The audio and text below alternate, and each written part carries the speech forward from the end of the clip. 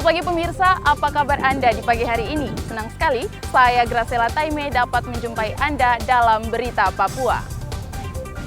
Sejumlah berita menarik dan teraktual telah berhasil dirangkum tim redaksi kami. Berikut 3 berita utama hari ini.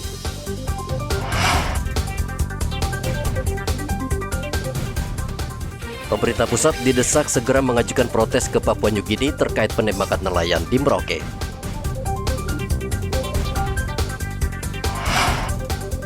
Gerebek 3 lokasi judi di Mimika, polisi ringkus 5 orang.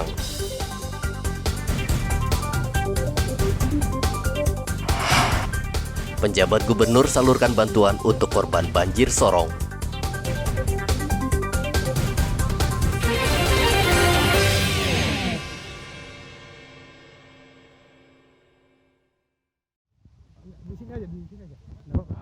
Pemerintah Provinsi Papua berharap pemerintah pusat melancarkan protes terhadap pemerintah Papua New Guinea atas kasus tewasnya seorang nelayan dari Kabupaten Merauke yang diduga ditembak oleh tentara Papua New Guinea di perairan Papua New Guinea.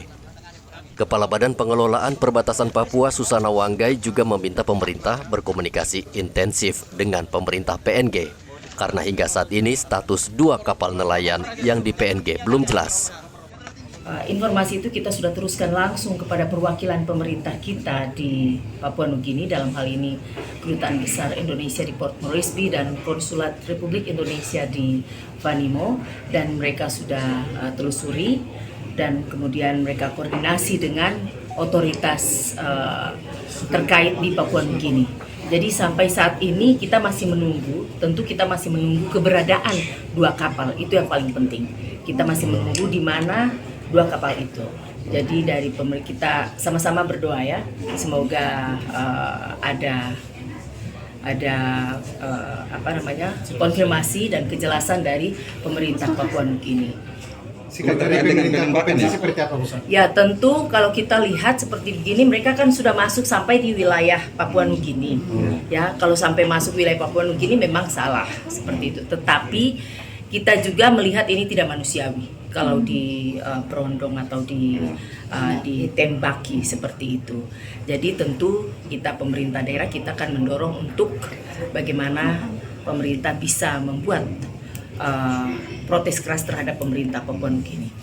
Protes kerasnya seperti apa, Bu? Protes kerasnya? Ya, tentu nanti itu dari Menteri Luar Negeri ya. Sikap dari pemerintah provinsi sendiri seperti apa? Ya, tentu ini kita langsung ya. Itu sebabnya kenapa secara fisik kami datang ke sini bersama-sama dengan Bapak Sekda ya, Sekretaris Daerah Provinsi Papua, untuk mendengar langsung seperti bagaimana kejadiannya. Ya, di sini tadi Bapak Wakil juga sudah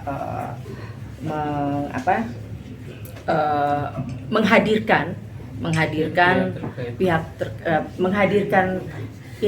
korbannya ya, korban yang selamat. Nah, itu kami dengar langsung tadi sudah, dan kemudian dari pihak-pihak terkait dalam hal ini. Sebelumnya, nahkoda kapal nelayan asal Merauke Sugianto tewas ditembak petugas keamanan perbatasan karena diduga memasuki wilayah PNG.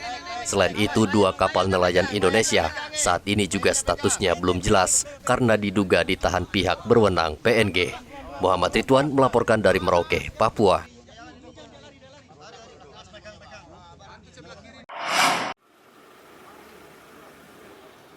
Polisi meringkus 5 pelaku judi togel dan judi king di beberapa lokasi di kota Timika, Kamis kemarin.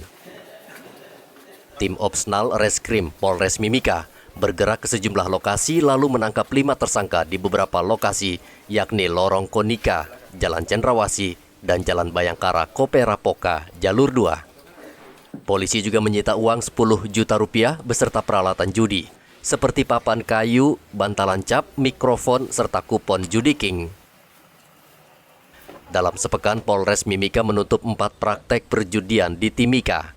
Tindakan tegas ini merupakan instruksi Kapolri yang ingin memberantas perjudian, termasuk perjudian online yang sudah lama marak terjadi di Indonesia.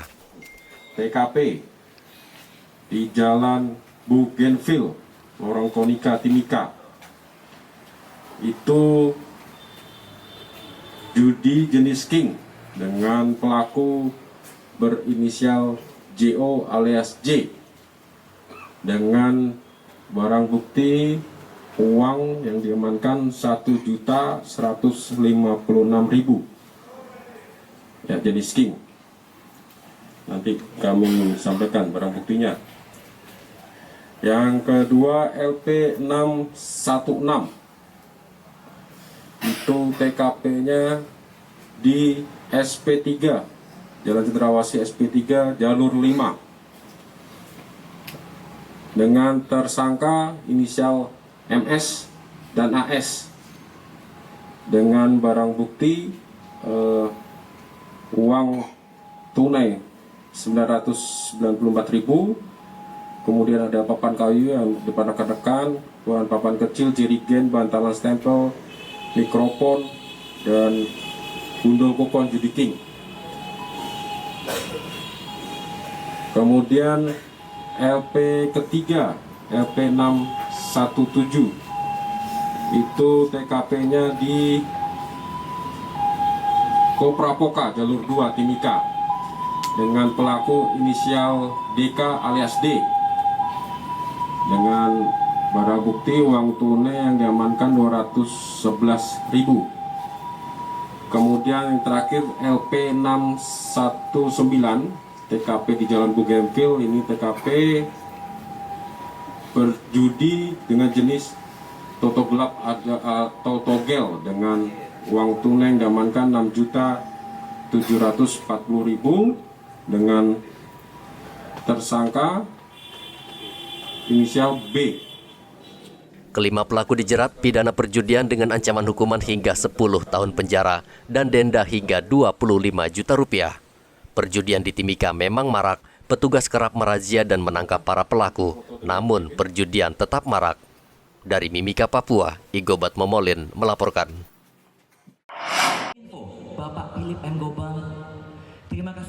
Puncak acara Gerakan Nasional Bangga Buatan Indonesia yang bertema Binar Digital Papua, Kamis kemarin dilangsungkan di Gor Cendrawasih, Jayapura. Acara ini diikuti 25 pelaku usaha mikro kecil menengah yang memproduksi produk olahan sagu, kopi khas dan baju khas Papua, makanan tradisional, serta kerajinan berupa ukiran dan noken Papua. Asisten 3 Bidang Umum Setda Papua Derek Hegemur mengatakan, Gernas BBI ini akan membantu memasarkan produk UMKM hingga tingkat global dan go internasional. Ia berharap pemerintah Provinsi Papua membantu memberikan edukasi serta pemahaman kepada usaha mikro kecil menengah UMKM di tanah Papua. Kekhasan produk lokal Papua diharapkan dapat dipasarkan baik secara offline maupun online, tidak hanya ke seluruh penjuru negeri, namun juga bisa menjadi go internasional, sehingga melalui acara ini Bangga Buatan Indonesia Binar Digital Papua dapat memberikan edukasi dan pemahaman kepada para pelaku usaha UMKM IKM di daerah Papua untuk mampu adaptif dan kreatif di era pandemi ini. Sebelum mengakhiri sambutan ini, saya juga melaporkan khusus kepada Menteri Koordinator Bidang Kemaritiman Republik Indonesia bahwa Provinsi Papua juga mendorong percepatan penggunaan produk dalam negeri P3DN pada belanja APBD di tahun 2022. Dengan menyediakan e-katalog lokal elektronik yang sampai saat ini sudah ada 133 produk dengan rincian 103 dikelola oleh Provinsi Papua dan 30 lainnya dikelola oleh pemerintah kabupaten dan kota. Hal ini merupakan komitmen pemerintah Provinsi Papua mendukung instruksi Bapak Presiden Republik Indonesia untuk memaksimalkan belanja APBD pada produk dalam negeri. UMKM merupakan bagian tidak terpisahkan dari perekonomian nasional dan perlu mendapat perhatian khusus agar bisa bersaing di pasar digital dan global. Pemerintah sendiri telah menargetkan sebanyak 30 juta UMKM bisa menjajakan produknya secara online pada 2024 mendatang. Hendra melaporkan dari Kota Jayapura, Papua.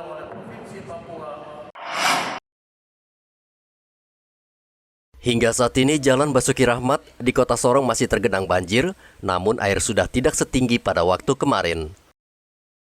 Dalam musibah ini, 3 orang korban bencana tanah longsor juga masih menjalani perawatan di ruang IGD Selebe Solo. 3 orang meninggal dunia dalam musibah longsor yang terjadi di Kota Sorong, sementara 10 orang warga mengalami luka-luka. Badan Penanggulangan Bencana Daerah BPBD Kota Sorong telah mengambil langkah dengan membuka posko bantuan dengan memberikan bantuan makanan bagi para korban bencana. Sebelumnya BPBD Kota Sorong telah memberikan bantuan 10 kontainer berisi selimut dan peralatan kebersihan, tenda, serta peralatan rumah tangga. Banjir dengan ketinggian sampai dengan 120 cm pada 9 lokasi banjir. Dan banjir ini merata hampir di seluruh wilayah Kota Sorong dan mengakibatkan longsor yang menimbulkan korban jiwa meninggal sampai dengan hari ini tanggal 23 Agustus ada 3 orang yang meninggal, 1 jenis kelamin perempuan dan 2 jenis kelamin laki-laki. Kemudian korban luka-luka menjadi 10 orang sampai dengan hari ini. Sedangkan korban terdampak laporan sementara masih di angka 500 orang yang terdampak banjir. Kemudian kerusakan rusak berat, bangunan yang rusak berat ada 3 unit, kemudian yang rusak sedang ada 3 unit. Kami juga mau menyampaikan laporan tentang penanganan yang sudah dilakukan oleh pemerintah Kota Sorong. Yang pertama, penetapan status tanggap darurat yang sudah dikeluarkan kemarin per tanggal 23 Agustus 2022. Kemudian pembangunan posko komando yang berlokasi di kantor wali kota. Kemudian kami berterima kasih kepada beberapa mitra kami yang juga sudah menyiapkan posko. Ada posko bencana juga dari Badan Intelijen Negara, ya, posko BIN ini juga disiapkan untuk membantu korban banjir dan longsor.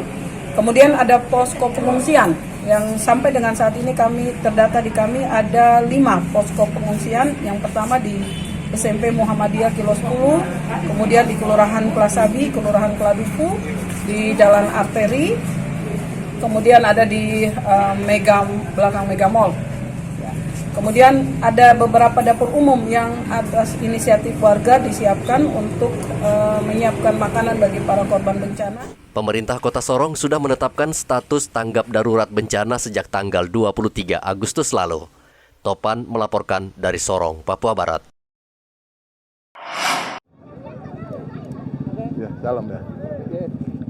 Korban banjir yang ada di kilometer 10 Kota Sorong menghadang pejabat gubernur Papua Barat. Korban yang sebagian besar ibu-ibu itu meminta gubernur melihat langsung lokasi banjir yang merendam rumah mereka.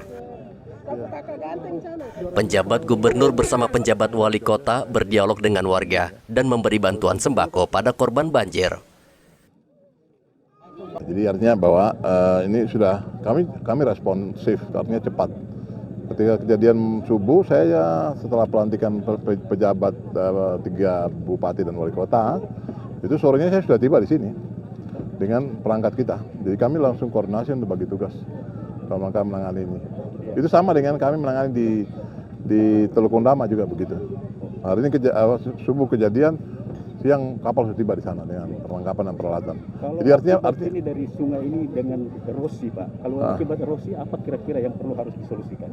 Ini lagi di pendangkalan itu lagi dibuka. Jadi artinya saluran kanal yang jadi endapan itu lagi diangkat nih. Makanya saya sekarang sengaja berdiri di sini. Ini yang kita lihat ya, cukup banyak nih endapannya itu sampai di ujung sana ya. Jadi artinya ini menjadi salah satu solusi sebenarnya untuk waktu cepat ini. Mudah-mudahan dengan endapan ini sudah bisa ditangani, diangkat gitu, bisa membuat ini. Saya menghimbau kepada masyarakat tadi di saudara sini ya, bahwa kalau bisa kurangi pembuangan sampah di aliran sungai itu. Kalau satu sudah berhenti, nanti dia cegat lagi sampah yang lain. Itu maka endapan itu akan mudah. Ya karena air ini kan turun dari atas ya. Itu kan membawa partikuler pasir dan juga debu, tanah dan lain sebagainya kan. Sementara itu Pemprov Papua Barat melalui Dinas PUPR mengerahkan belasan alat berat untuk mengeruk sungai agar aliran air menjadi lancar sehingga banjir cepat surut. Alat berat berhasil mengangkat pasir yang mengendap di dasar sungai sehingga sungai menjadi dangkal dan tidak bisa lagi menampung air. Meski banjir sudah mulai surut dan tidak seperti sebelumnya, Pemprov Papua Barat tetap mewaspadai kemungkinan musibah yang sama kembali terjadi.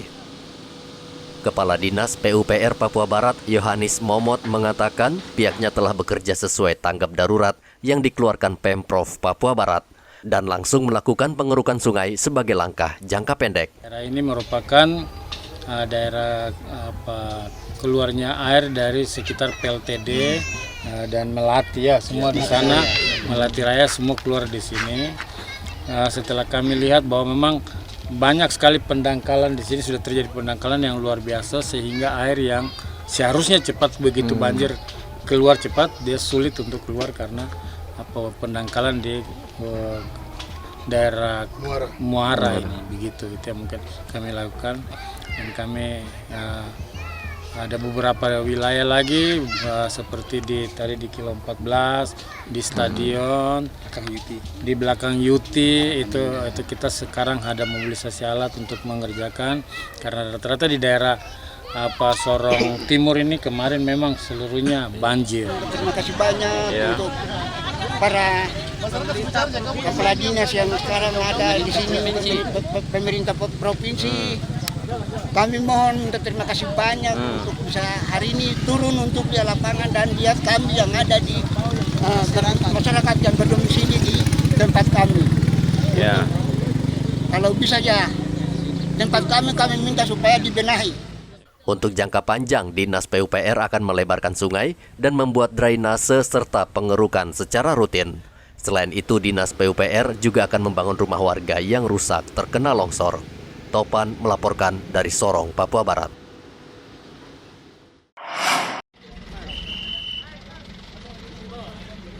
Sejumlah ketua DPC Partai Gerindra se-Papua Barat berunjuk rasa dengan menyegel kantor Sekretariat DPD Gerindra Papua Barat Kamis kemarin. Mereka menuntut DPP Partai Gerindra agar mengganti Ketua Umum DPD Partai Muhammad Lakotani karena dinilai tidak mampu memimpin dan tidak memiliki prestasi. Mereka menutup jalan masuk ke DPC Partai Gerindra dengan ranting dan kayu sehingga aktivitas terganggu. Menurut pengunjuk rasa, semenjak Muhammad Lakotani memimpin, elektabilitas Partai Gerindra menurun drastis. Hari di kemalangan, karena semenjak beliau ada di partai ini sebagai pemimpin, itu hampir bukan ada perubahan yang menyegarkan Partai Gerindra ke depan, tapi justru menurun.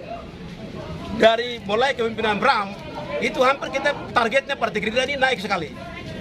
Ketika Bapak Lakotani masuk untuk jadi Ketua DPD Gerindra, hampir kita punya kursi di semua kabupaten kota hilang, kemudian termasuk provinsi. Terjadi penurunan drastis. Nah, dengan itu kita sudah bisa analisa bahwa dengan kekuatan beliau kemarin kan masih ada sebagai wakil gubernur. Itu yang sudah menurun. Apalagi dengan sekarang beliau tidak punya jabatan. Nah, berarti 2024 itu Partai Gerindra akan hancur. Nah, tidak ada perubahan drastis untuk Partai Gerindra. Ketua DPC Gerindra Sorong Selatan Jonathan Salambau meminta Ketua DPP Gerindra meninjau kembali, bahkan bila perlu membekukan SK kepengurusan partai agar organisasi menjadi lebih sehat. Wakil Ketua DPD Gerindra Papua Barat, David Alexander, berjanji akan menyampaikan aspirasi para kader ke DPP Gerindra. Edi Musahidin melaporkan dari Manokwari, Papua Barat.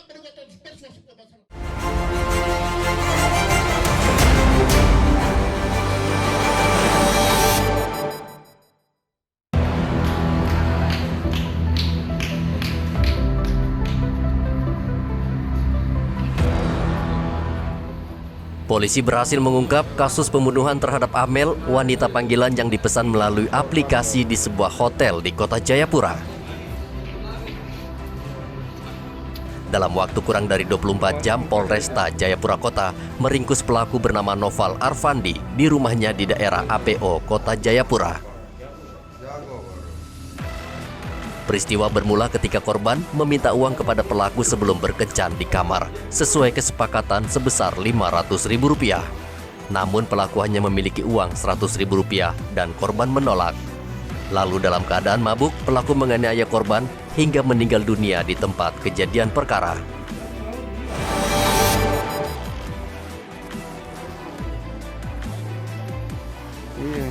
Bus yang membawa 2 orang penumpang terjun ke jurang sedalam 75 meter di Kampung Minyambau, Kabupaten Pegunungan Arfak.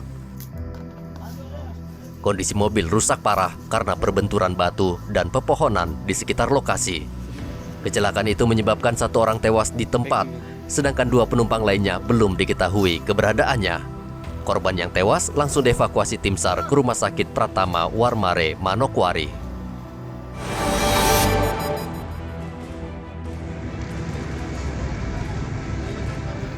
Kapal penangkap ikan Calvin II yang ditembaki tentara Papua New Guinea tiba di dermaga perikanan Merauke. Kapal itu membawa jenazah nahkoda bernama Sugianto yang tewas di ruang jurumudi akibat terkena peluru. Menurut salah satu ABK, Moni, mereka saat itu terpergok tentara Papua New Guinea yang sedang berpatroli. Saat insiden terjadi, seluruh ABK bersembunyi di ruang mesin. Namun Sugianto, sang nahkoda, bernasib naas. Saat itu korban berada di ruang kemudi sehingga menjadi sasaran empuk.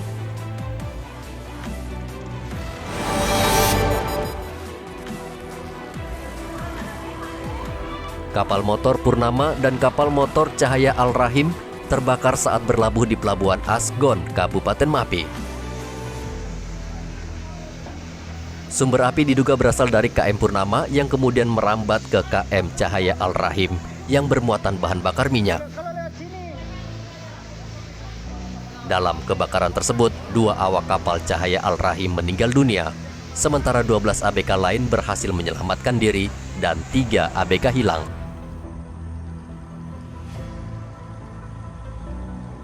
Dua ABK yang meninggal dunia, Markus Tengke dan Rama, kemudian diterbangkan ke Merauke bersama 3 ABK yang menderita luka bakar serius.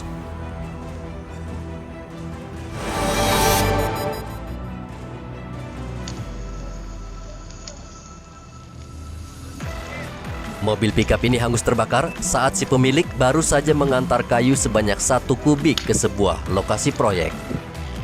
Saat pulang dan melintas di Jalan Ahmad Yani Merauke, tiba-tiba dari mesin mobil keluar percikan api. Namun pengendara seolah tidak memperdulikan, padahal sudah diperingatkan pengendara lain. Saat mobil berhenti, api sudah membesar lalu melahap seluruh badan mobil. 1 mobil pemadam kebakaran milik Pemda Merauke didatangkan untuk memadamkan api.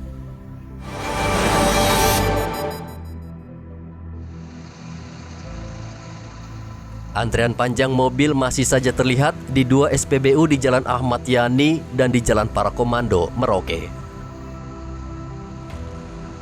Warga Merauke seolah sudah terbiasa melihat pemandangan seperti ini, termasuk para sopir truk yang mengaku harus berjuang antre hingga 2 hari 2 malam untuk mendapatkan solar.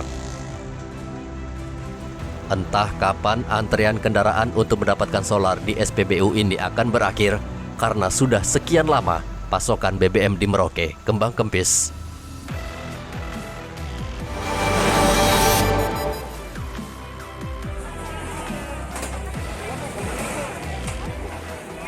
Warga Rufai, Kota Sorong dibantu personel polisi dari Polres Sorong Kota bekerja keras mencari 2 korban yang masih tertimbun longsoran tanah. Akibat hujan deras yang turun selama 10 jam, 1 rumah di Rufai, Tanjung Batu, Kelurahan Pal Putih, tertimbun longsoran tanah. Setelah beberapa jam pencarian, tim SAR akhirnya berhasil menemukan jasad 2 korban yang diketahui wanita berusia 35 tahun dan anaknya berusia 8 tahun. Sementara Haryanto, suami korban, lolos dari musibah tersebut. Kedua jasad korban langsung dibawa ke Rumah Sakit Angkatan Laut Dr. Utojo Sorong. Jenazah ibu dan anak itu rencananya akan dibawa ke kampung halaman di Salatiga, Jawa Tengah.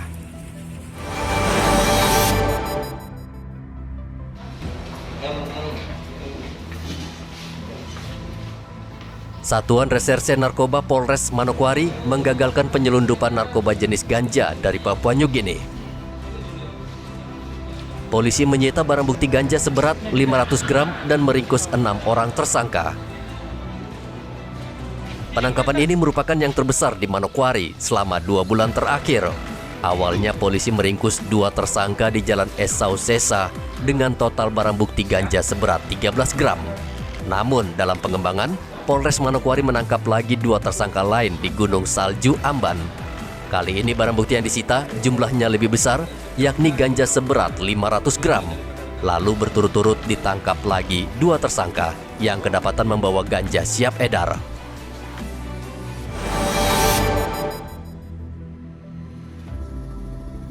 Ratusan kapal nelayan bersandar di dermaga perikanan Samudra Merauke. Cuaca buruk yang akhir-akhir ini melanda perairan Arafuru menyebabkan nelayan gentar melaut untuk mencari ikan. Praktis, hampir sebulan lamanya mereka hanya berdiam di rumah karena pihak berwenang juga belum mengeluarkan izin berlayar. Untuk mengisi kekosongan aktivitas di darat, sebagian nelayan menghabiskan waktu memperbaiki alat tangkap ikan yang rusak, seperti jaring berikut batu apung.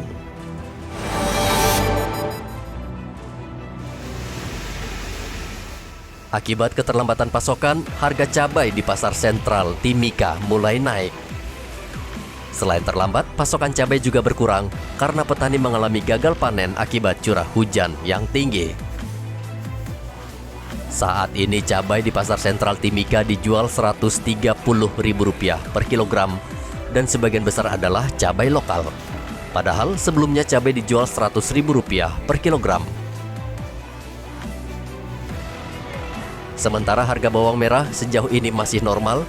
Sebelumnya harga bawang dijual sekitar Rp70.000 per kilogram, kini turun menjadi Rp60.000 per kilogram. Turunnya harga bawang merah ini disebabkan pasokan bawang yang mulai normal selama 2 hari terakhir. Pemirsa, informasi tadi sekaligus mengakhiri jumpa kita dalam Berita Papua. Saya Graciela Taime mewakili seluruh tim redaksi yang bertugas menyampaikan terima kasih. Selamat beraktivitas, sampai jumpa. Wanyambe.